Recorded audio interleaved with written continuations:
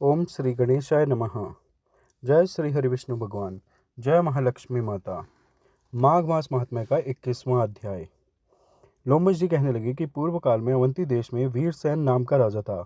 उसने नर्मदा के किनारे राजसूय यज्ञ किया और अश्वमेध यज्ञ भी किए, जिनके खंभे सोने के बनाए गए। ब्राह्मणों को अन्न का बहुत सा दान किया और बहुत सी गायें, सुंदर वस्त्र और सोने के आभूषण दान में दिए। वह देवताओं का भक्त और दान करने वाला था। भद्रक नामक का एक ब्राह्मण, जो अत्यंत मूर्ख, कुलहीन, कृषि कार्य करने वाला, दुराचारी तथा अधर्मी था, वह भाई बंधु का त्यागा हुआ इधर उधर घूमता हुआ देव यात्रियों के साथ प्रयाग में आया और माघ में उनके साथ 3 दिन तक स्नान किया। वह 3 दिन में ही निष्पाप हो गया। फिर वह अपने घर चला गया।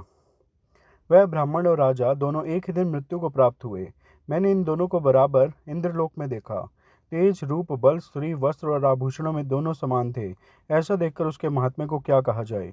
राजसूय यज्ञ करने वाला स्वर्ग का सुख भोगकर फिर भी जन्म लेता है, परंतु संगम में स्नान करने वाला जन्म मरण से रहित हो जाता है। गंगा और यमुना के संगम की हवा के स्पर्श से ही बहुत से दुख नष्ट हो जाते हैं। अधिक क्या कहें, और किसी भी तीर्थ में किए गए पाप माघ मास में प्रयाग में स्नान करने से नष्ट हो जाते हैं।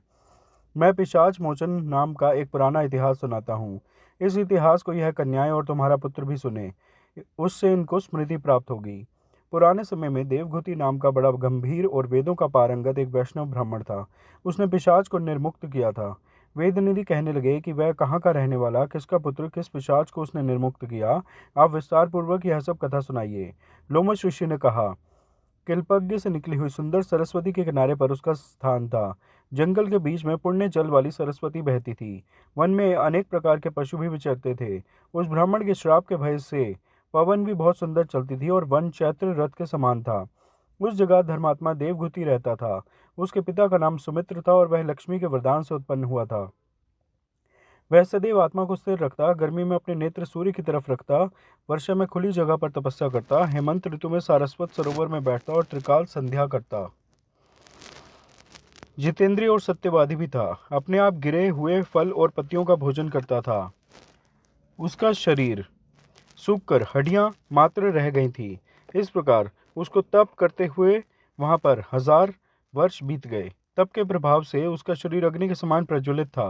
विष्णु की प्रसन्नता से ही वह सब कर्म करता। दधीचि ऋषि के वरदान से ही वह श्रेष्ठ वैष्णव हुआ था। एक समय उस ब्राह्मण ने वैशाख महीने की एकादशी को हरि की पूजा कर उनकी सुंदर स्तुति तथा विनती करी। उसकी विनती सुनकर भगवान उसी समय गरुड़ पर चढ़कर उसके पास आए। चतुर्भुज, विशाल नेत्र, मेघ जैसा स्वरूप। भगवान को स्पष्ट देखकर प्रसन्नता के मारे उसकी आंखों में आंसू भरे और कृत्य होकर उसने भगवान को प्रणाम किया। उसने अपने शरीर को भी याद न रखा और भगवान के ध्यान में ही लीन हो गया। तब भगवान ने कहा कि हे देवगुति, मैं जानता हूँ कि तुम मेरे परम भक्त हो। मैं तुमसे अति प्रसन्न हूँ। तुम वर मांगो। इस प्रकार भगवान के वचन सुनकर प्रेम के मारे लड़खड़ाती हुई वाणी में कहने लगा कि हे देवाधिदेव, अपनी माया से शरीर धारण करने वाले आपका दर्शन देवताओं को भी दुर्लभ है। अब आपका दर्शन भी हो गया, मुझको और क्या चाहिए। मैं सदैव आपकी भक्ति में लगा रहूं। भगवान उसके वचन सुनकर कहने लगे कि ऐसा ही होगा। तुम्हारे तप में कोई बाधा नहीं पड़ेगी। जो मनुष्य तुम्हारे कहे गए स्तोत्र को पढ़ेगा, उसकी मुझ में अचल भक्ति होगी। उसके धर्म कार्य सांगोपांग होंगे और उसकी ज्ञान में परम निष्ठा होगी। माघ मास का 21वां अध्याय पूर्ण हुआ। आप सब प्रेम से मेरे साथ बोलिए, जय श्री हरिविष्णु भगवान। जय महालक्ष्मी माता। कृपया इस वीडियो को लाइक और शेयर करें व चैनल सब्सक्राइब करें। धन्यवाद। हरे कृष्णा।